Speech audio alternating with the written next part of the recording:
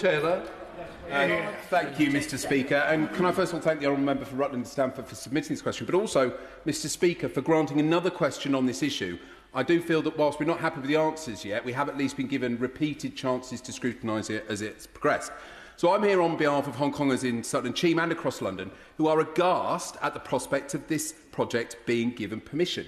We've seen the persecution and conviction of Jimmy Lai, transnational repression of Hong Kongers in the UK, by, amongst other things, the withholding of their mandatory Provident Fund savings, which allow them to survive here. Bounties placed on activists.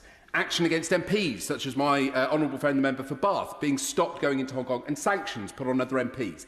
If all these actions are rewarded by a hostile state being given permission to expand and increase their capabilities for surveillance, espionage and repression in our capital city, what hope can any of us have that the government will stand up against hostile states for Britain and Britons in an increasingly hostile and dangerous world? Minister. Well, I simply note, Mr Speaker, that all the points the honourable gentleman made could apply to the existing 7 diplomatic premises in the UK. When it comes to this site, as I've said, a decision will be made on or before the 20th of January. All material considerations will be taken into account. We remain steadfast in our support for the Hong Kong community in the UK. As I've said in answer to a previous question, we've undertaken a review of transnational repression as part of the Defending Democracy Task Force. We take it incredibly seriously. Lib Democrat spokesperson Luke Taylor. Thank you very much, Madam Deputy Speaker. The Liberal Democrats have made very clear from the beginning of this saga the approval of China's supremacy would be a terrible betrayal of those Hong Kongers who moved to the UK to escape the very repression which the government is now inviting to their doorstep. The government must halt this application and summon the Chinese ambassador to make clear that we will not accept Beijing's efforts to spy on our parliament, nor to intimidate and harass Hong Kongers in our community. Now, on the specifics of the application, in 2018, in a letter, the then Foreign Secretary Boris Johnson granted diplomatic status to the Royal Mint Court. That letter made no mention of a condition surrounding planning permission. And under Section 1 of the Diplomatic and Consular Premises Act 1987, this represents a fulfilment of the condition to provide express consent. 8 years later, we're now being told that this consent was somehow conditional on planning permission, based on a secret note verbale from May 2018, which has not been published. So, will the government release that note verbale, which is the only evidence that diplomatic status was provided conditional on planning permission, and therefore that this application was not prejudged by the government? Minister. I thank the honourable member for his question. And it is important to recognise and to also agree that the decision to provide China with the consent to use the Royal Mint as diplomatic premises was made in 2018 by the previous government under a former Foreign Secretary, Boris Johnson, and was subject to planning permission, and China purchased the site on that basis.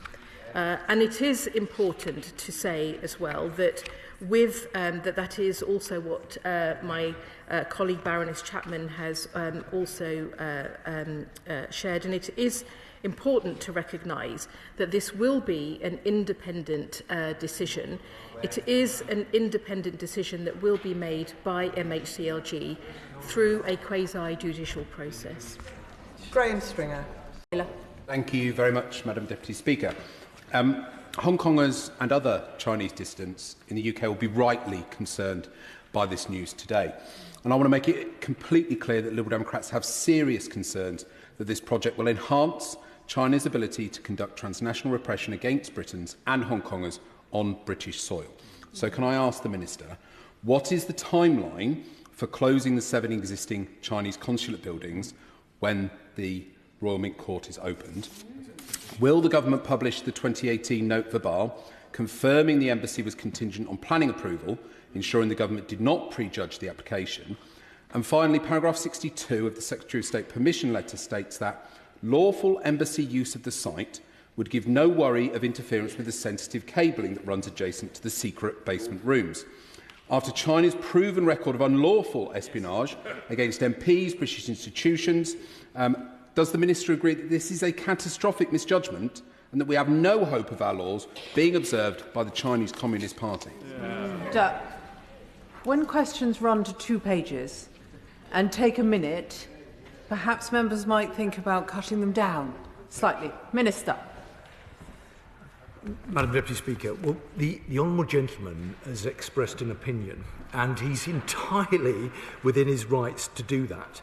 But I hope he understands that I'm also entirely within my rights to point out to him that the opinion that he has expressed is not one that is backed up by the intelligence services and by the security agencies who've looked incredibly carefully at the detail of the proposal.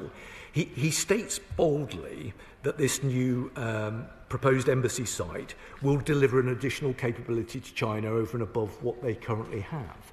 But I make to him again the point about consolidation and the point about the security advantages that we think will be accrued by this proposal. In terms of the points around timeline, I hope he understands that I'm not going to get into that today, not least because I have to be incredibly careful what I say, given the potential likelihood of further legal proceedings. But I'm very happy to discuss these matters with him and his colleagues on his benches further. Alex Sobel. Thank you.